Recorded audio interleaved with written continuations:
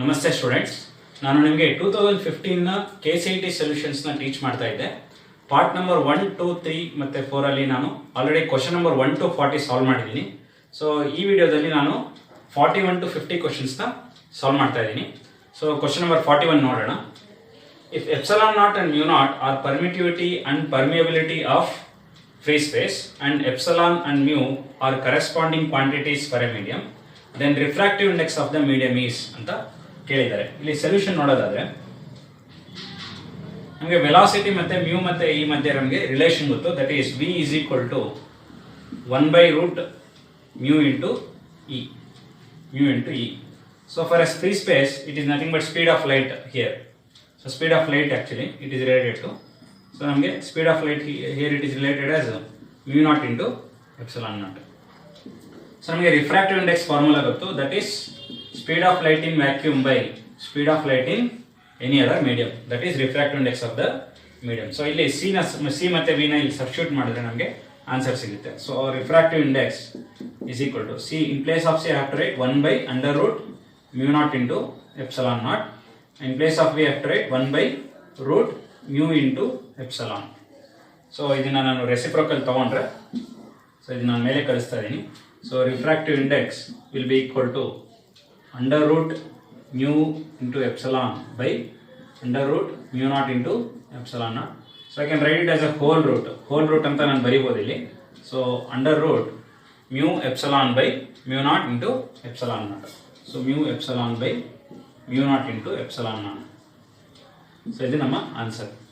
So ಇಲ್ಲಿ options ನೋಡೋದಾದ್ರೆ options B will be our right answer. Question number 42 ನೋಡೋಣ.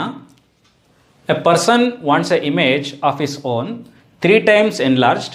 Where should he stand in front of a concave mirror of radius of curvature 30 cm ಅಂತ ಇಲ್ಲಿ ಕೊಟ್ಟಿದ್ದಾರೆ. So A person wants A image of his own 3 times enlarged ಅಂದರೆ ಇಲ್ಲಿ ನಮಗೆ magnification 3 ಅಂತ ನಾವಿಲ್ಲಿ ಅರ್ಥ ಮಾಡ್ಕೋಬೋದು. So magnification is given 3.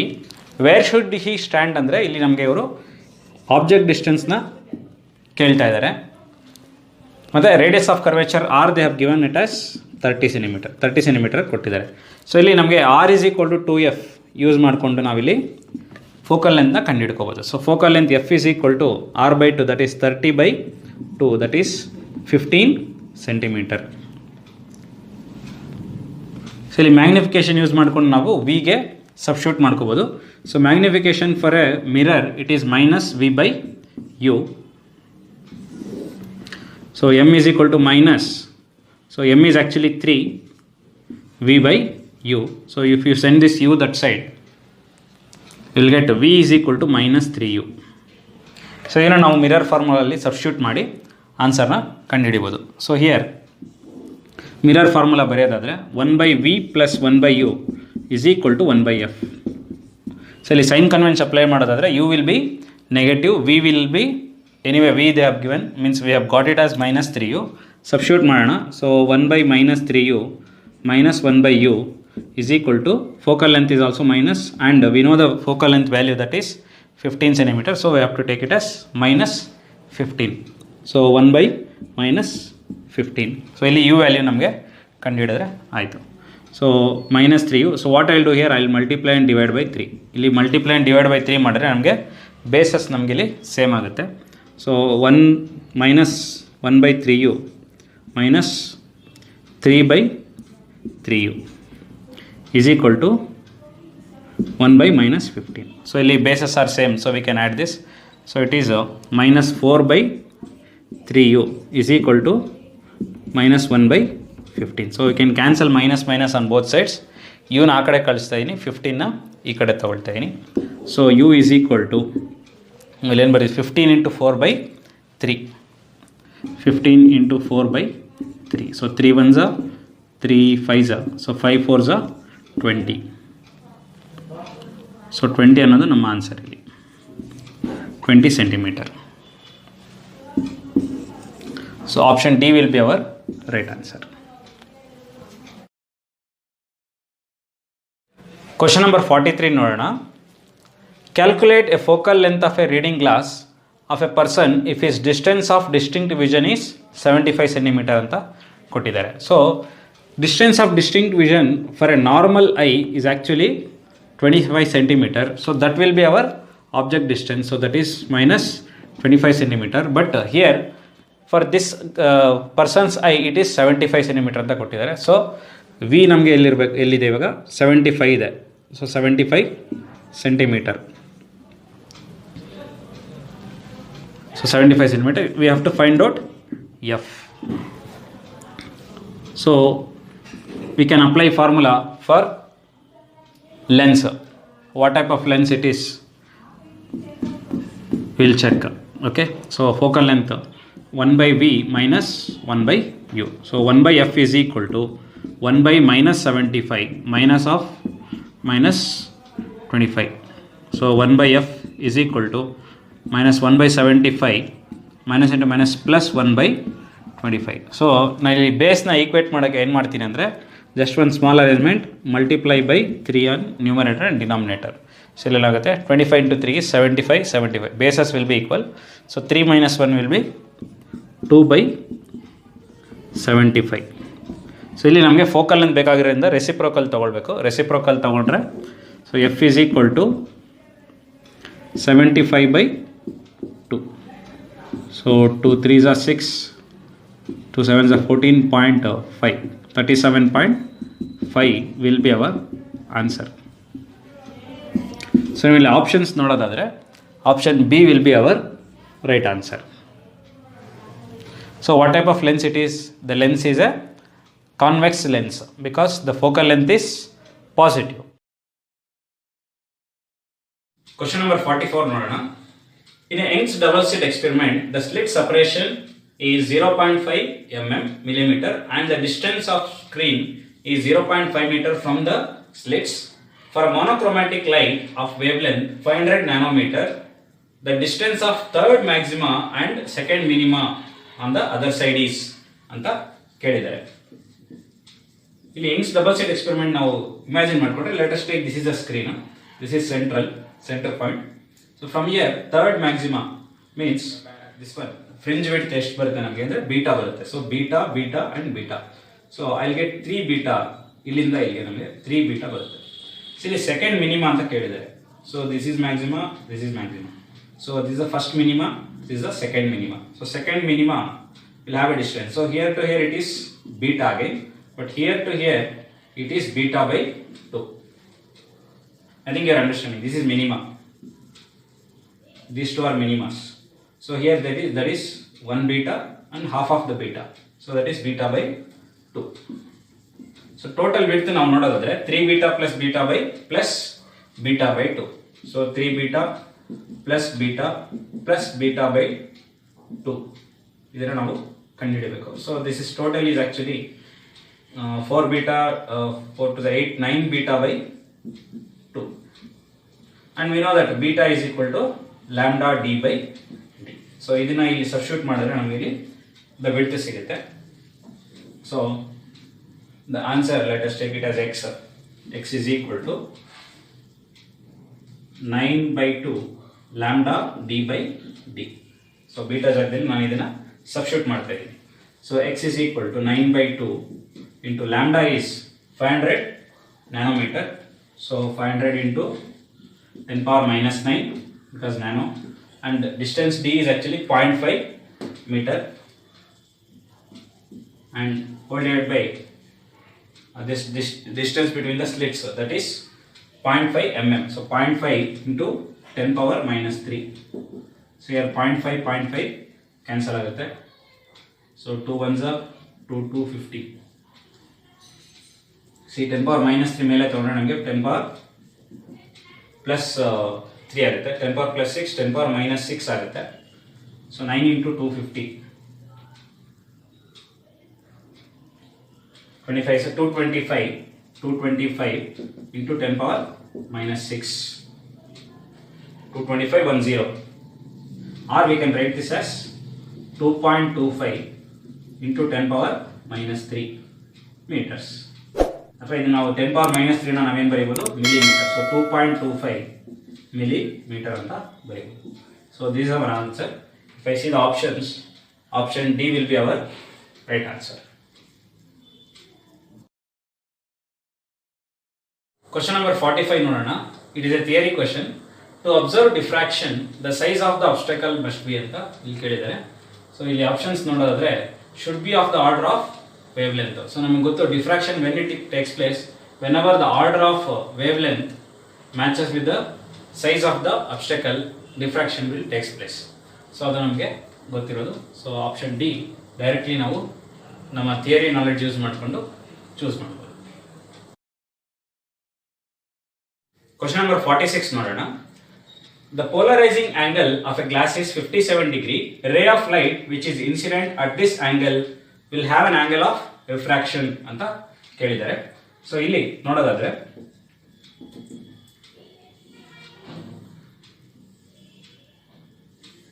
so this is I, that is angle of incidence, that is 57 degree. So if this is I, this is also I, means it is equal. So angle of incidence is equal to angle of reflection ಅಂತ ನಾವು ಹೇಳ್ಬೋದು. So this is R, that is equal to 57 degree. I is also 57 degree for us. ಇಲ್ಲಿ ನಮಗೆ angle between the reflected ray and the refracted ray must be 90 degree if it is a polarizing angle. So ಅದು ನಮ್ಮ condition. So ಇಲ್ಲಿ ನೋಡೋದಾದ್ರೆ ಈ angle ನಮಗೆ ಬೇಕು. So this is, let us take this also as IP. IP plus R should be equal to 90. So ಈಗ ಇದನ್ನ straight line ಅಂತ ನಾವು ಕನ್ಸಿಡರ್ ಮಾಡಿದ್ರೆ, so this IP angle 90 degree plus R, totally it should be 180. ಅಥವಾ we can say IP plus R must be equal to 90 degree. ಅಥವಾ ನಾವು straight line ತಗೊಂಡು ನಾನು ಮಾಡ್ತೀನಿ. IP plus R plus 90 is equal to 180. So IP plus R plus 90 is equal to 180. Or IP plus R is equal to 180 minus 90. ಈ 90ನ ನಾನು ಆ ಕಡೆ ಕಳಿಸ್ತಾ ಇದ್ದೀನಿ. 180 minus 90. ಸೊ IP ಸಬ್ಸ್ಟಿಟ್ಯೂಟ್ ಮಾಡಿದ್ರೆ ನಮಗೆ IP ಎಷ್ಟು ಕೊಟ್ಟಿದ್ದಾರೆ? 57 degree ಕೊಟ್ಟಿದ್ದಾರೆ. So 57 plus R is equal to 90 degree. Or R is equal to 90 minus 57. So ಇದು ನೀವು ಕ್ಯಾಲ್ಕುಲೇಟ್ ಮಾಡಿದ್ರೆ you will get 33 degree. So this is our answer. Options ನೋಡೋದಾದ್ರೆ ನಮಗೆ option B will be our right answer. Question number 47 ನೋಡೋಣ. Light of two different frequencies whose photons have energies 1 electron volt and 2 electron volt respectively successively illuminate a metallic surface whose work function is 0.5 electron volt. Ratio of maximum speed of emitted electron will be ಅಂತ ಕೇಳಿದ್ದಾರೆ. So ನಾವಿಲ್ಲಿ solution ನೋಡೋದಾದ್ರೆ we can use the law of conservation of energy. So energy here, so half mv square is the kinetic energy of electron, that must be equal to h nu, whatever frequency we are incidenting on that, minus the work function. I think you know what is work function. Work function is the minimum amount of energy required for bringing out an electron from the metallic surface. So ಆ energy ನಮಗೆ ಅಷ್ಟು energy ಆಗೋವರೆಗೂ electrons will not come out. So ಅದಕ್ಕೆ ನಾವು h nu minus work function is equal to kinetic energy ಅಂತ ತಗೊಳ್ತೀವಿ. in this case there are two lights. So ಎರಡಕ್ಕೂ ನಾವು ಇಲ್ಲಿ ಅಪ್ಲೈ ಮಾಡಿ ರೇಷಿಯೋಸ್ ತಗೊಂಡ್ರೆ ನಮಗೆ ಆನ್ಸರ್ ಬರುತ್ತೆ. So half mv square v1 square, let us take h nu is, for first one it is 1 electron volt, let us take 1 electron volt minus work function for that is anyway same metal, so 0.5 electron volt. So we'll get that is equal to 0.5. second one ನಮಗೆ half mv2 square is equal to 2.5 electron volt ಇದೆ. 2.5 electron volt minus 0.5 electron volt. So this will get us 2 electron volt. So the ratios ತಗೊಂಡ್ರೆ ನಮಗೆ ಇಲ್ಲಿ half v1 half m will get cancel. v1 square by v2 square is equal to 0.5 by 2 ಅಂತ ಬರುತ್ತೆ. So v1 square by v2 square is equal to 0.5 by 2. Actually you can write as 1 by 4. Okay. So if I take the root that side, v1 by v2 will be equal to under root 1 by 4, or it is equal to 1 by 2. So our answer is v1 is to v2 is equal to 1 is to 2. So options ನೋಡೋದಾದ್ರೆ option C will be our right answer. Question number 48 ನೋಡೋಣ. Find the de Broglie wavelength of an electron with kinetic energy 120 electron volt ಅಂತ ಕೊಟ್ಟಿದ್ದಾರೆ. So D Broglie equation ನಮಗೆ ಏನು ಬರುತ್ತೆ? Lambda is equal to h by mv ಅಂತ ಬರುತ್ತೆ. Here mv is nothing but momentum ನಮಗೆ. So we can write as h by t. And ನಮಗೆ kinetic energy ಮತ್ತೆ ಮೊಮೆಂಟಮ್ ಮಧ್ಯೆ ರಿಲೇಷನ್ ಬರುತ್ತೆ. That is kinetic energy is equal to p square by 2m ಅಥವಾ p is equal to under root 2 KE into m.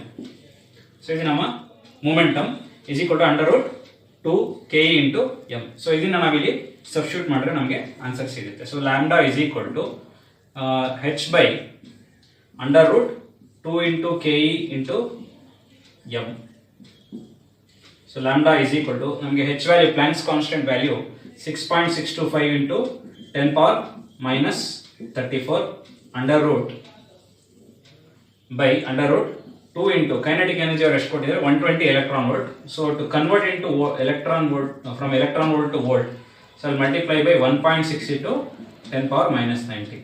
So ಇದು ನಾವು convert ಮಾಡೋಕ್ಕೆ use ಮಾಡ್ತೀವಿ electron volt to volt into mass of electron 9.1 into 10 power minus 31. So ಇದನ್ನೆಲ್ಲ ನಾವು calculations ಮಾಡಿದ್ರೆ ನಮಗೆ answer ಬಂದು 112 ಪಿಕೋಮೀಟರ್ ಅಂತ ಬರುತ್ತೆ. ಸೊ ಇಲ್ಲಿ ಕ್ಯಾಲ್ಕುಲೇಷನ್ಸ್ ನಿಮಗೆ ಬಿಟ್ಟಿದ್ದೀನಿ, ಸೊ ನೀವೇ ಕ್ಯಾಲ್ಕುಲೇಷನ್ ಮಾಡಿ ಆನ್ಸರ್ನ ಕಂಡುಹಿಡಿಯಿರಿ. ಸೊ ನಮಗೆ ಆಪ್ಷನ್ಸ್ ನೋಡಿದ್ರೆ option C will be our right answer. Question number 49 ನೋಡೋಣ. An alpha particle of energy 5 mega electron volt is scattered through 180 degree by a gold nucleus. The distance of closest approach is of the order of ಅಂತ ಕೇಳಿದ್ದಾರೆ. So here ಇವಾಗ ಇದು nucleus ಅನ್ಕೊಳ್ಳೋಣ. So alpha particle is coming and going back. So when it will go back and means it will deflect by 180 degree ಅಂದಾಗ, so ಈ whatever kinetic energy it is having that should be equal to potential energy of this. So kinetic energy should be equal to potential energy. So ಇಲ್ಲಿ kinetic energy ಬರೆಯೋದಾದ್ರೆ half mv², that is equal to potential energy is 1/4 pi epsilon naught q1 q2 by r square. q1 q2 by r, sorry, q1 q2 by r. So ನಾನು ಇಲ್ಲಿ r ನ ಕಂಡುಹಿಡಿಯಬೇಕು, order of r ಕಂಡುಹಿಡಿಯಬೇಕು. So r ನ ಆ ಕಡೆ ಕಳಿಸ್ತಾ ಇದೀನಿ, ಹಾಫ್ mv² ಈ ಕಡೆ ಕಳಿಸ್ತಾ ಇದೀನಿ. q1 and q2 I am substituting. This is the nucleus ಅಂದಾಗ this it will be the charge on this nucleus will be Ze. Here it will be 2 times e. Why? Because it is alpha particle. So charge of an alpha particle is 2 times e. So ಅದನ್ನ ಇಲ್ಲಿ substitute ಮಾಡಿ ನಾವು ಇಲ್ಲಿ ಆನ್ಸರ್ನ ಕಂಡುಹಿಡಿಯಬಹುದು. So r is equal to ನಾವೇನಂತ ಬರೀಬಹುದು, ಈ half mv² is nothing but 5 mega electron volt here. So I am taking it to denominator half mv². ಈ 1/4 pi epsilon naught value ನಾನು 9 into 10 power 9 ತಗೊಳ್ತೀನಿ ಇಂಟು Ze into 2e ಅಂತ ತಗೊಳ್ತಾ ಇದ್ದೀನಿ. So r is equal to 9 into 10 power 9. So Z value you can take gold or uranium. Gold you can take or uranium I will take uranium and I will take the mass number Z as, sorry, atomic number as 92 into 2 I am writing, and E into E means I can write, substitute the value 1.6 into 10 power minus 19 whole square, whole divided by half mv² is given 5 mega electron volt. That is the kinetic energy of the alpha particle. So that you can directly substitute here. So 5 mega. So you have to convert into volts from electron volt. So that is 1.6 into 10 power minus 90. So ಇಲ್ಲಿ 1.6 ಇದು cancel ಆಗುತ್ತೆ. So ಇದನ್ನೆಲ್ಲ ನೀವು calculation ಮಾಡಿದ್ರೆ ಇಲ್ಲಿ 10 power minus 19 plus 9. So ನಾನು ಇಲ್ಲಿ ಆರ್ಡರ್ನ ಮಾತ್ರ ಕ್ಯಾಲ್ಕುಲೇಷನ್ ಮಾಡ್ತೀನಿ, ಇದು ಡೈರೆಕ್ಟ್ ಕ್ಯಾಲ್ಕುಲೇಷನ್ ಹಂಗೆ ಇಡ್ತೀನಿ. ಸೊ 10 power 9 ಇಲ್ಲಿ ಮೇಲೆ ಇರುತ್ತೆ, 10 power minus 6 ನಾವು ಮೇಲೆ ತಗೊಂಡ್ರೆ 10 power minus 10 minus 6 minus 16 ಆಗುತ್ತೆ.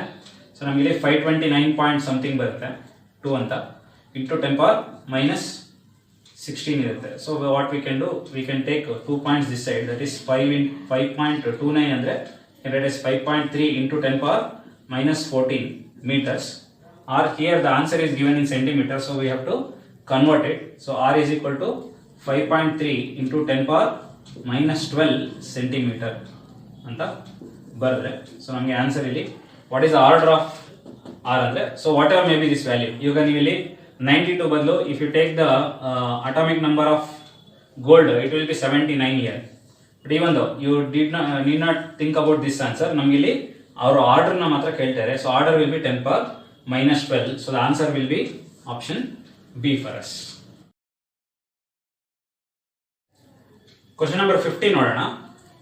If an electron in hydrogen atom jumps from an orbit of level n is equal to 3 to an orbit of level n is equal to 2, the emitted radiation has a frequency ಅಂತ ಕೇಳಿದ್ದಾರೆ. and in the answer they have given r as Rydberg's constant and c as velocity of light.